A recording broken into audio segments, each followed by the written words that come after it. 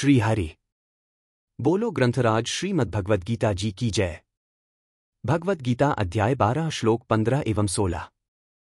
यस्मान्नोद्विजते लोको लोकानोद्विजते च यः हर्षामर्षभयोद्वेगै मुक्तो यः स च मे प्रियः।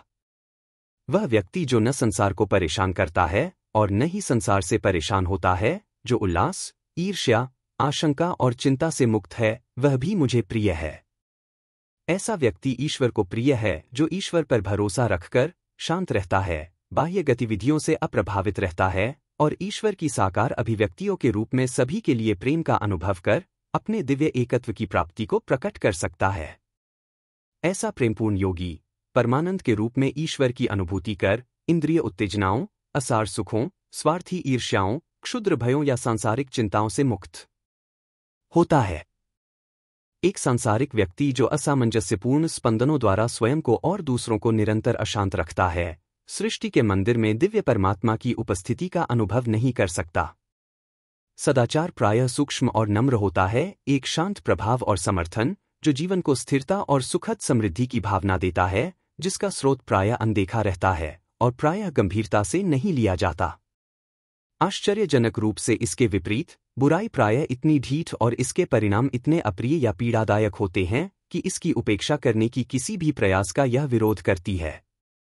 इस कारण शेक्सपियर ने व्यंग्यपूर्ण लिखा था, मनुष्य जो बुराई करते हैं उनके जाने के पश्चात भी रहती है, अच्छाई बहुधा उनकी अस्थियों के साथ दफना दी जाती है।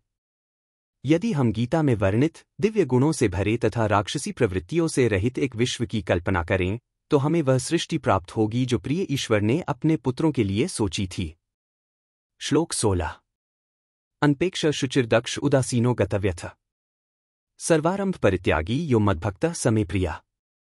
जो भौतिक आकांक्षाओं से मुक्त है, जो शरीर एवं मन से शुद्ध है, जो कार्य करने को सदा तत्पर है, जो परिस्थितियों से उदासीन और अप्रभावित रहता है, जिसने अह द्वारा प्रेरित सभी कामनायुक्त कर्मों का त्याग कर दिया है, वह मेरा भक्त है, वह मुझे प्रिय है।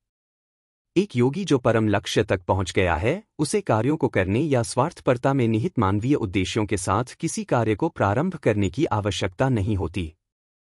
उसकी प्रसन्नता भौतिक शरीर के स्वास्थ्य अथवा इंद्रिय सुखों या भौतिक वस्तुओं की प्राप्ति पर निर्भर नहीं करती। उसने परमानंद प्राप्त कर लिया है।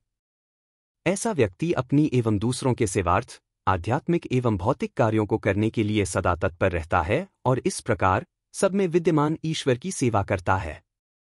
स्वयं की सेवा करते समय भी भोजन करते, चलते, सोचते, अनुभव करते, इच्छा करते योगी इन कार्यों को केवल अपने शरीर एवं मन को स्वस्थ रखने के लिए करता है, जिससे वह ईश्वर की इच्छा को पूर्ण कर सके।